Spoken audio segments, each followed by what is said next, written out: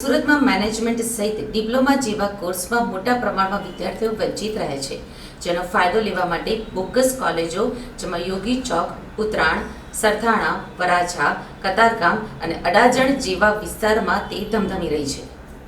યોગી ચોક વિસ્તારમાં આવેલી creative design and multimedia institute નામના બોગસ સ્ટડી સેન્ટર દ્વારા ગઈ તારીખ 7મી જુલાઈ 2024ના રોજ રાત્રિના 11 કલાકે શિવાય ટ્રાવેલ્સ બસ જેનો નંબર છે GJ14Z4590 એની બે બસોમાં 100 જેટલા વિદ્યાર્થીઓને ગાંધીનગર ખાતે સ્વર્ણિમ સ્ટાર્ટઅપ એન્ડ ઇનોવેશન યુનિવર્સિટીમાં લઈ જવામાં આવ્યા છે. આ તમામ વિદ્યાર્થીઓની પરીક્ષા આ પ્રાઇવેટ યુનિવર્સિટી દ્વારા લેવામાં આવશે. આ બોગસ સ્ટડી સેન્ટરો ચલાવવાનું સમગ્ર કૌભાંડ સુરત શહેરમાં ઘણા વર્ષોથી ચાલી રહ્યું છે. કોલેજ ન હોવા છતાં પ્રાઇવેટ યુનિવર્સિટીમાં માત્ર પરીક્ષા આપવા મોકલી ખૂબ જ મોટા પાયે શિક્ષણનું કૌભાંડ રાજ્ય કક્ષાના શિક્ષણ મંત્રીના વિસ્તારમાં ખુલ્લેઆમ ધમધમી રહ્યું છે. બોગસ સ્ટડી સેન્ટરો બંધ કરાવી તેમની સામે પોલીસમાં ફરિયાદ કરવાની જવાબદારી વીર નર્મદ દક્ષિણ ગુજરાત યુનિવર્સિટીની હોવા છતાં માત્ર તપાસ કમિટી બનાવી સુરત શહેરમાં પ્રવેશથી વંચિત વાલીઓ અને વિદ્યાર્થીઓને આવા બોગસ સ્ટડી સેન્ટરોમાં પ્રવેશ મેળવી લે ત્યાં સુધી કોઈ જ કાર્યવાહી યુનિવર્સિટીની તપાસ કમિટી દ્વારા કરવામાં આવતી નથી. પૂર્વ સેનેટ અને સિન્ડિકેટ સભ્ય ભાવેશ રબારીએ આ સમગ્ર મામલે વીર નર્મદ યુનિવર્સિટી રાજ્યના મુખ્યમંત્રીને લેખિતમાં રજૂઆત કરતા લખ્યું છે કે વીર નર્મદ દક્ષિણ ગુજરાત યુનિવર્સિટી અને સરકારની જવાબદારી બને છે કે તેઓ સુરત શહેરમાં ચાલતા આવા બોગસ સ્ટડી સેન્ટરો બંધ કરાવે, તેની સામે પોલીસમાં ફરિયાદ કરે તેમજ કોમ્પ્યુટર ક્લાસીસની આડમાં ચાલતા બોગસ સ્ટડી સેન્ટરોને ઉઘાડા પાડી વાલી અને વિદ્યાર્થીઓને જાગૃત કરવાની જરૂર છે. રાજ્ય કક્ષાના શિક્ષણ મંત્રીના વિસ્તારની અંદર ક્રિએટિવ ઇન્સ્ટિટ્યૂટ નામની જે ટ્યુશન ક્લાસીસ ચલાવતી ક્લાસીસની અંદર કોલેજનો પ્રવેશો આપવામાં આવે છે. BBA, BCA, BSc, IT, diploma engineering આ બધા કોર્સની અંદર વિદ્યાર્થીઓને પ્રવેશ આપવામાં આવે ટ્યુશન ક્લાસીસની અંદર, અને એ લોકોને બસોમાં ભરીને ગાંધીનગર પરીક્ષા આપવા દર 6 મહિને લઈ જવામાં આવે. એટલે સુરતની અંદર આવા બોગસ સ્ટડી સેન્ટરો વધી ગયા છે.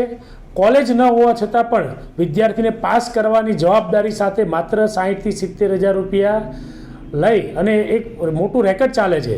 આજે એ લોકોના હોલ ટિકિટ, એ લોકોને બસમાં બેસાડતા તમામ પુરાવાઓ યુનિવર્સિટીના તપાસ કમિટીને પણ સોંપવામાં આવ્યા છે.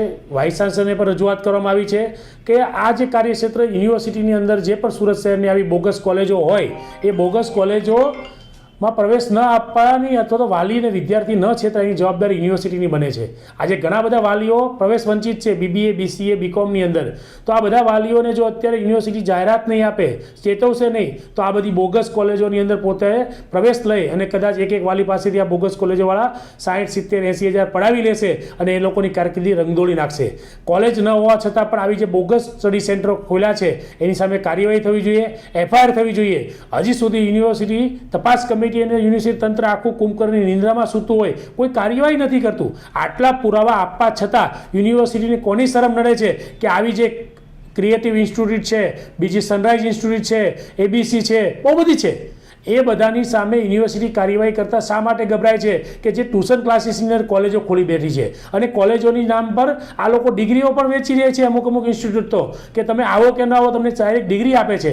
આજે બસોમાં ભરીને તમે દર 6 મહિને માત્ર પરીક્ષા આપવા લઈ જાઓ, એને પરીક્ષાના આગલા દિવસે માત્ર PDF આપી દેવાની. આ પ્રકારનું ભણતર એ માત્ર શિક્ષણનો બહુ મોટો ધંધો છે અને આ ધંધા માટે હું માનું છું કે યુનિવર્સિટીની જવાબદારી બને છે અને યુનિવર્સિટી ક્યાંક ને ક્યાંક આમાં પાછી પાની કરે છે. એના માટે યુનિવર્સિટી તંત્રને મેં રજૂઆત કરી છે કે તાત્કાલિક આવા ઇન્સ્ટિટ્યૂટ સામે, જે ક્રિએટિવ ઇન્સ્ટિટ્યૂટ છે કે બીજા કોઈ પણ હોય, એની સામે FIR થવી જોઈએ.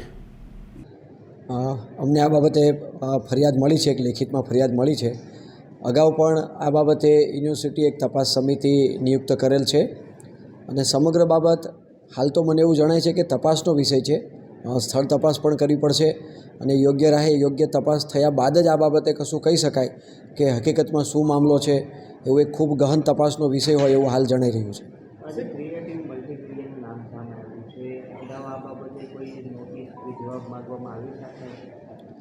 હું કોઈ નામમાં તો બહુ ધ્યાનમાં નથી એવું કયા નામ કયા હોય, પરંતુ ખાનગી આ પ્રકારેના અગાઉ અમને જે કોઈ યાદીઓ પણ કોઈ મળી હતી કોઈ ત્રાહિત્ર વ્યક્તિઓ દ્વારા, અને એ બાબતે યુનિવર્સિટી હકીકત જે તે સમયે પણ હકીકતલક્ષી અહેવાલ માંગ્યો હતો કે ભાઈ સમગ્ર બાબતે ખરેખર શું છે, સત્ય શું છે, કયા પ્રકારનું છે, કયા પ્રકારના કોર્સિસ ચાલે છે, કોઈ કૌશલ્યવર્ધનના વ્યવસાયલક્ષી કોર્સિસ છે કે ડિગ્રી છે કે ડિપ્લોમા છે કે સર્ટિફિકેટ કોર્સિસ છે.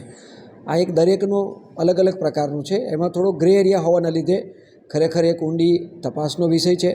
તપાસના અંતે જ કહી શકાય, અને તપાસના અંતે જો યુનિવર્સિટીને પણ કંઈ એમાંથી મળશે તો તપાસના અંતે યુનિવર્સિટીના જે ધારાધોરણો છે, યુનિવર્સિટીનો એક્ટ છે, સ્ટેચ્યુટ છે, ઓર્ડિનન્સ છે, યુનિવર્સિટીની જે સત્તા છે એ બાબતે યુનિવર્સિટીના સત્તામંડળો યોગ્ય નિર્ણય લઈ શકે છે.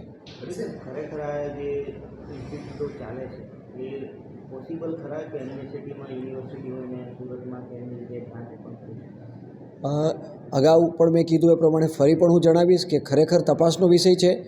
જો કોઈ યુનિવર્સિટીનું કાર્યક્ષેત્ર પહોંચતું હોય તો એ યુનિવર્સિટી ચલાવવા માટે એના એક્ટમાં એને સત્તા છે, પરંતુ જો કાર્યક્ષેત્ર પહોંચતું ન હોય તો એ ચલાવી ન શકે.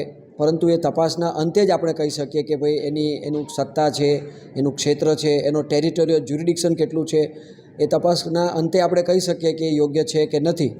અને તપાસના અંતે જે કંઈ કાર્યવાહી થશે એ યુનિવર્સિટીના યોગ્ય સત્તામંડળો યોગ્ય નિર્ણય લેશે. સર, ખાસ કરીને એવો આક્ષેપ છે કે કોલેજ ન હોવા છતાં ખાલી પરીક્ષા આપવાનો ખાનગી યુનિવર્સિટીમાં એક વિભાગ છે, તો એમાં કોઈ ટીમ બનાવીને કઈ પત્ર ફરિયાદ સ્વરૂપે અમને પણ આ બાબતે મળેલો છે ને મેં જેમ અગાઉ કીધું એમ યુનિવર્સિટીની આ બાબતે તપાસ સમિતિ છે. તપાસ સમિતિમાં અમે સાથે કંઈ લીગલ એડવોકેટ પણ સાથે રાખીને કરીશું, કારણ કે સમગ્ર મામલો જે છે એ અગાઉ પણ મેં કીધું એ પ્રમાણે મેટર ઓફ ઇન્ટરપ્રિટેશન પણ આમાં થોડી ઇન્વોલ્વ છે કે જો એનું કાર્યક્ષેત્ર પહોંચતું હોય કોઈ ખાનગી યુનિવર્સિટીને કે કોઈ ખાનગી ઇન્સ્ટિટ્યૂટને તો એ ચલાવી શકતા હોય છે, પરંતુ એ છે કે નથી એના મૂળ સુધી ઊંડી તપાસના અંતે જ આપણે કહી શકીએ. અને તપાસના અંતે યુનિવર્સિટીને પણ જે કંઈ લાગશે એ બાબતે યુનિવર્સિટી પણ યોગ્ય કાર્યવાહી કરવામાં આવશે.